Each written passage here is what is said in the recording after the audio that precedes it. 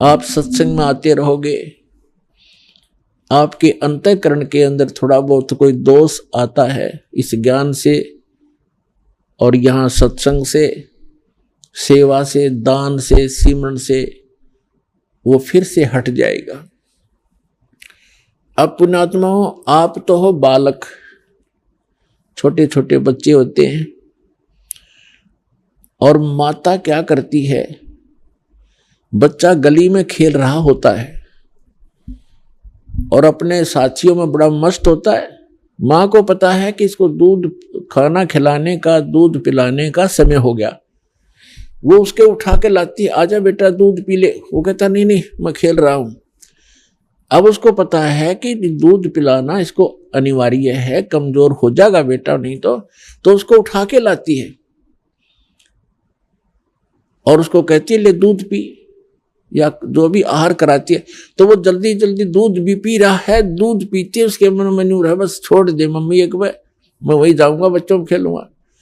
तो पिला के दूध उसको छोड़ देती है, जा खेल ले, और दूध के समय फिर बुला लेती है उसको, फिर दूध पिला देती है।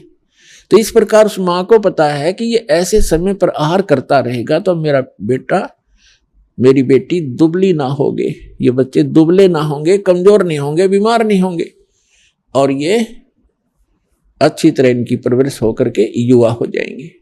तो आप एक बालक हो और दास उस परमात्मा का भेजा हुआ, आप उस परमेश्वर का नौकर है, आप उसके बच्चे हो, बेटा बेटी हो। दास की सेवा लगा रखी है कि आपकी परवरिश करूं इस आत्मा की। आत्मा का दूध है सत्संग, ये ज्ञान और ये मंत्र भक्ति।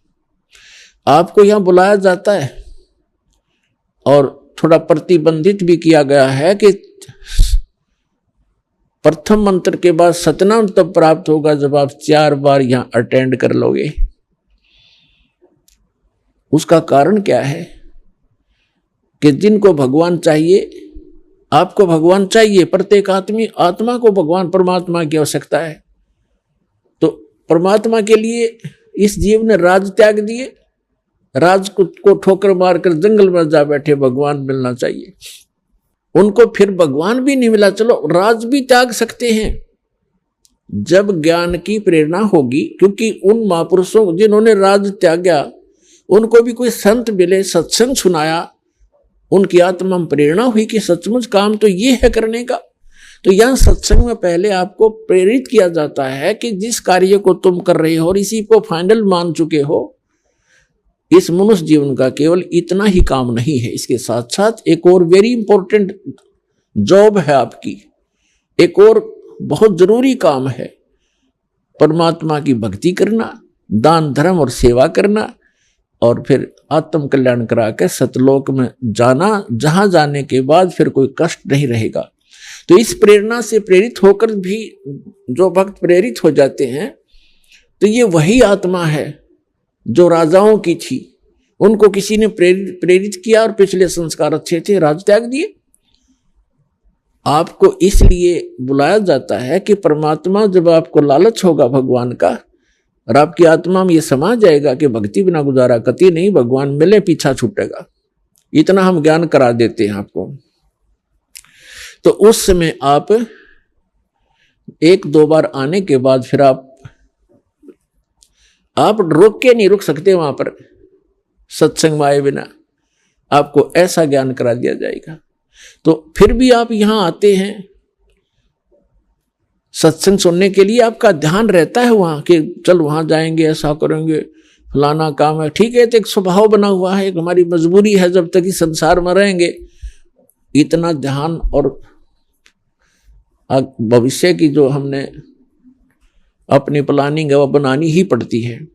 लेकिन अब आपको कोई 1 दिन रुकता है, कोई 2 दिन रुकता है, कोई 3 दिन भी रुक जाता है। आप जी को ये दास उस माँ की तरह दूध पिला देता है और फिर छोड़ देता है, जा खेलाओ तुम अपना उस खिलौनों से, और फिर आ जाना, और आके फिर आपको परिपूर्ण कर देते हैं। इस प्रकार आपकी आत्मा मैच्योर हो जाएगी, युवा हो जाएगी, भक्ति से युक्त हो जाएगी, फिर आप पर आने वाली आपदाएं बंद हो जाएंगी। क्योंकि पाप नाश हो जाएंगे, पुण्य आपकी वृद्धि कर जाएंगे, फिर आपके ऊपर काल का कोई दबाव नहीं रहेगा, आपकी आवश्यकताएं पूर्ति परमात्मा करने लग जाएगा। फिर आपने ना चोरी करने की जरूरत पड़े, ना रिश्वत की आवश्यकता पड़ेगी, ना कोई और अटपट करके निर्वाह की आवश्यकता नहीं पड़ेगी, यदि नाम पर और मर्यादा ठीक से करते हुए निभाते हुए लगे रहे।